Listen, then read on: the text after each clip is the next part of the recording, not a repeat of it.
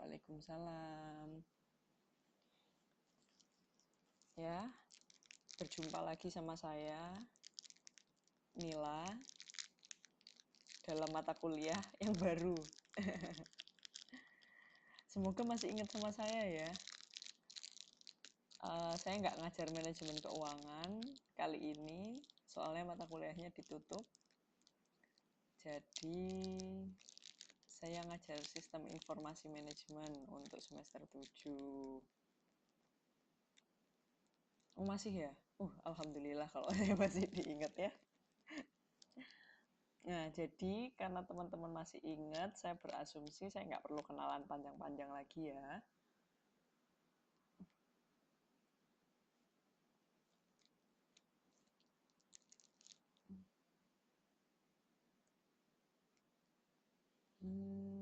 Semuanya bisa lihat PPT-nya? Muncul nggak? Muncul ya?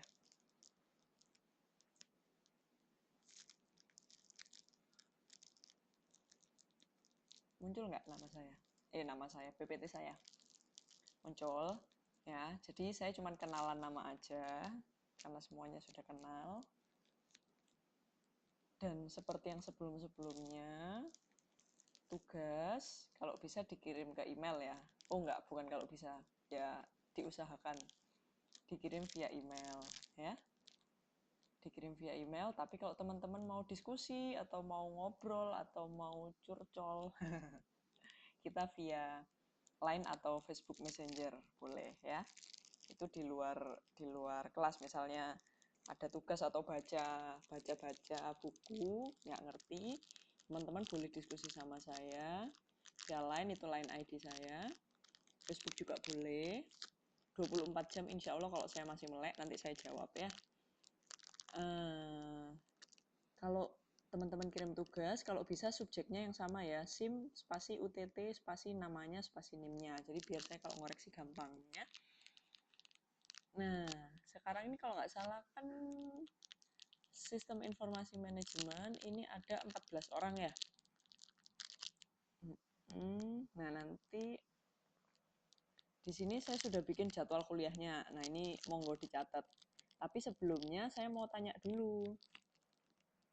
Kita kan kalau TTM kan TTM kan 2 kali ya. Loh. Halo, halo. Halo, semuanya bisa dengar saya? Apa cuma Mbak Lutfiana atau semuanya? Yang lainnya? Mbak Nurul, Mbak Triani, Mas Yohanes? Coba Mbak Lutfiana dicek koneksinya.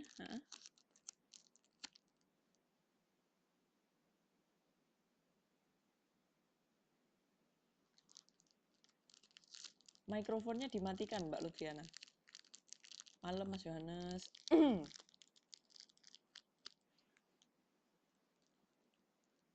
Oke, teman-teman. Ini saya bahas jadwal perkuliahannya dulu ya.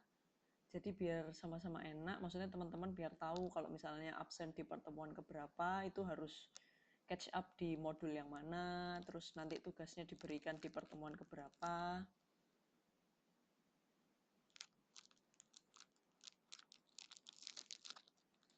Nah, teman-teman, ini sebelum saya fixkan jadwalnya, saya mau tanya dulu.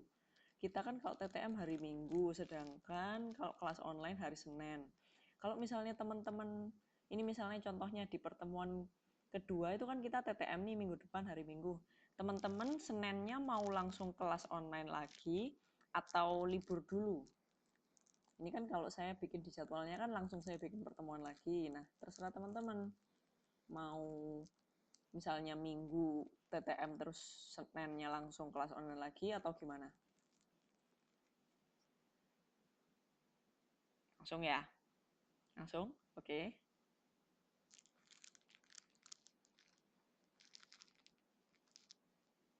Jadi sepakat sama jadwal saya ya. Ya, kalau sepakat ini tolong di-save ya. Nanti saya kasih filenya, saya upload di grup ya. Nanti saya upload di grup. Jadi teman-teman bisa tahu kapan saya kasih tugas, jangan bilang nanti, waduh Bu, nggak tahu tugasnya dikasihkan kapan. Aduh Bu, terlalu cepat ya. Ini kan udah tahu, nanti tugas 1 saya berikan pada saat TTM, Yang pertama, tugas 2 di pertemuan kelima, tugas yang ketiga saat pertemuan terakhir. Oke. Ya, paham semuanya ya sampai sini ya. Ada pertanyaan? Nanti ini pertemuan pertama kita bakal membahas konsep sistem informasi. Itu kalau di bukunya teman-teman, itu di modul 1 sama 2. Berikutnya, pertemuan yang kedua setelah yang pertama kita bahas konsep, nanti pertemuan yang kedua kita membahas mengenai pengambilan keputusan. Terus pertemuan yang ketiga kita bahas aplikasi. Itu modulnya berurutan ya, saya nggak lompat-lompat. Pertemuan keempat membahas pengembangan, SIS4 itu sistem informasi ya. Pertemuan kelima bahas teknologi, pertemuan keenam bahas basis data, 7 membahas pengendalian, pertemuan terakhir nanti kita bahas internet dan e-bisnis. Nah, teman-teman itu kan kalau dari jadwal itu kan kita bakal selesai tanggal 26 September, tapi teman-teman kan UASnya masih bulan Oktober kalau nggak salah ya. Nah, selama itu misalnya teman-teman ada pertanyaan atau nggak ngerti, meskipun kita sudah nggak ada kelas, teman-teman bisa tetap langsung nanya sama saya. Atau kalau misalnya teman-teman sepakat, misalnya Bu, butuh kelas tambahan, bahas khusus ini, boleh nanti minta sama saya. Ya, kalau memang itu diperlukan dan disetujui semua sekelas. Dari jadwal ada pertanyaan, jadwal, tugas, dan modul yang dibahas. Oke. Ya, saya lanjutkan. Oke, nah sekarang kita masuk ke pelajaran. Nah, sebelumnya saya mau nanya, ada yang udah baca bukunya? Ada yang udah baca bukunya? Ada yang udah baca-baca sekilas? Wes, sudah. Ini Mbak Yeni muncul duluan. Nah, kalau gitu saya mau tanya. Sekilas. Ya, saya nanyanya juga sekilas. Kalau Mbak Triani juga, oke boleh deh. Sekarang saya mau lempar pertanyaan. Jadi sebenarnya secara umum sistem informasi manajemen itu membahas tentang apa? Ayo, kita mempelajari tentang apa sih sebenarnya? Kita belajar tentang apa? SIM itu bahas apa? Bukan surat izin mengemudi ya, apalagi surat izin menikah. Ayo, Mbak Triani, iya, Mbak Yeni, yang lain, Mas Yohanes, Mbak Nurul, Mbak Dwi Susanti, struktur dan prosesnya ini yang baru saya nulis ya.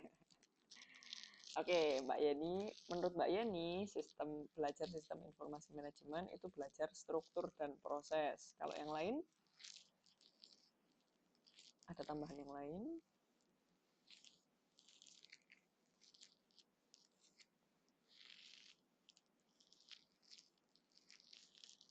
Saya lihat 2 orang dan lebih sedang mengetik. Wah, siapa nih ya? Nah, sambil nunggu yang lain nih, Mbak Yeni, struktur dan proses. Emang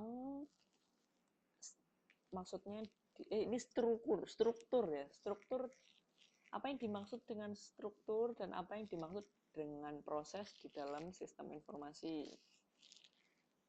Nah, ini Mas Yohanes jawab konsep dasar informasi dan pengaplikasiannya dalam menunjang proses kegiatan bisnis. Wah, ini sip nih. Boleh. Ya, jadi sebenarnya nanti di sistem informasi manajemen itu kita membahas tentang 2 bagian.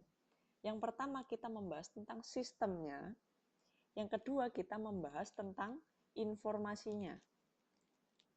Ya. Jadi nanti kita akan di pertemuan pertama kita akan belajar yang namanya sistem itu apa sih?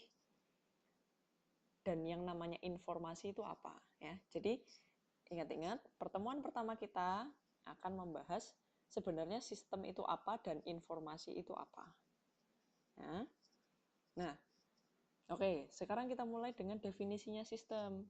Ya. Sistem itu ada 2 bagian, ada yang namanya proses, ada yang namanya struktur. Jadi kalau teman-teman bilang sistem itu pasti punya 2 hal itu. Tapi pasti salah satunya ada yang dominan, entah prosesnya yang dominan atau strukturnya yang dominan. Ya. Nah, terus kalau ditanyain lagi, sebenarnya sistem itu apa sih, Bu? Definisinya sistem itu apa? Sistem itu bisa dijelaskan dengan dua cara, dua pendekatan ya.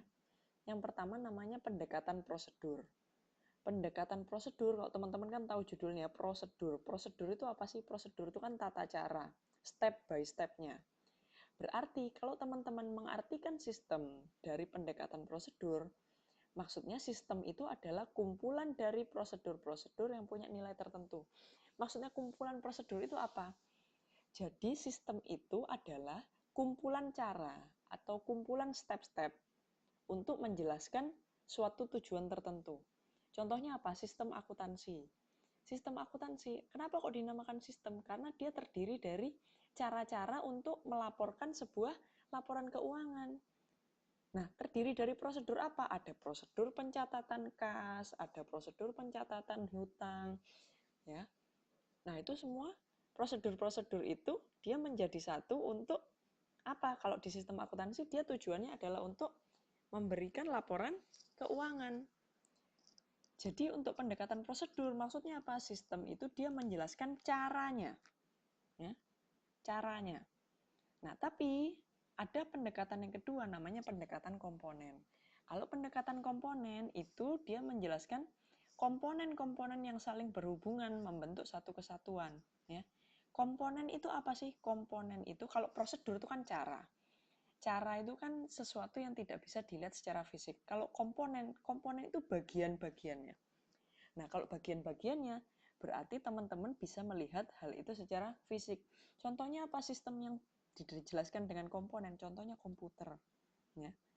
Teman-teman kalau misalnya disuruh menjelaskan, misalnya teman-teman tanya sama adiknya yang masih kecil atau anaknya, komputer itu apa sih? Mungkin dia akan jawab, oh komputer itu ada layarnya, ada keyboardnya, ada mouse-nya, ada CPU-nya, ya.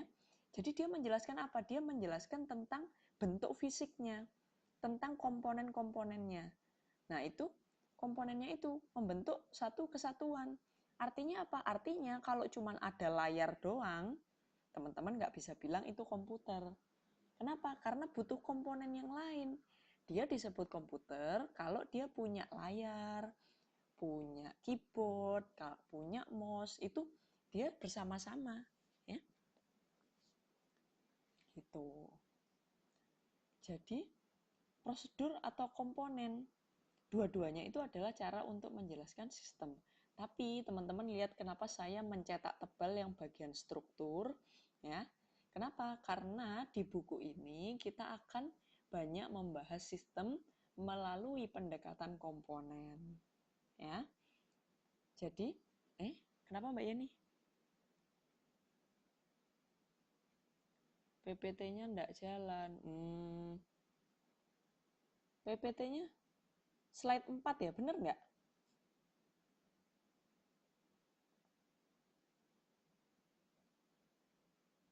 Hmm? Oh, masih pertama. Loh?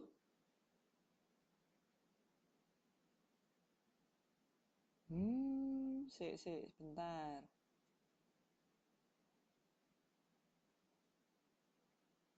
Ya, sekarang udah. Udah, sekarang di slide berapa?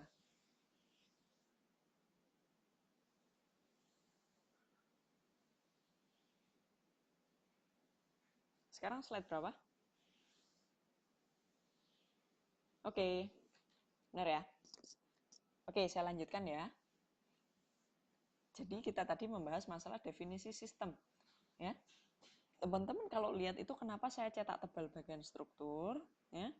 Karena kalau di struktur di buku kita lebih banyak menggunakan pendekatan komponen, ya. Nah, tapi apa Bu kelemahannya pendekatan komponen? Pendekatan komponen, kalau ada satu saja komponen yang tidak teridentifikasi dengan jelas, sistemnya tidak dapat digambarkan dengan baik. Makanya tadi saya pakai ilustrasi komputer. Kalau cuma ada layarnya aja, ya namanya layar, bukan sebuah sistem komputer. Ya. Oke, mengenai definisi sistem ada pertanyaan? Bedanya mendefinisikan dengan pendekatan prosedur dan komponen, tahu ya, kalau prosedur ya, kita mendefinisikan sistem Yang pertama melalui prosesnya. Proses